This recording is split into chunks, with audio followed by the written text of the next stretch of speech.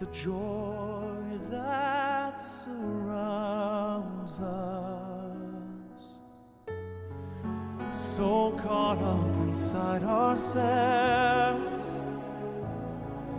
we take when we should give. So for tonight we pray for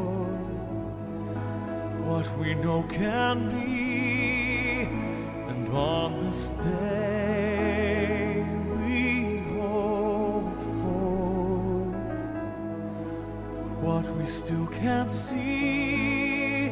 It's up to us to be the change, and even though we all can still do more,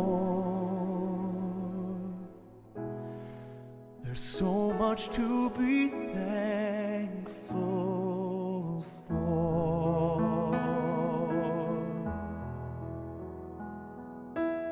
Look beyond ourselves, there's so much sorrow. It's way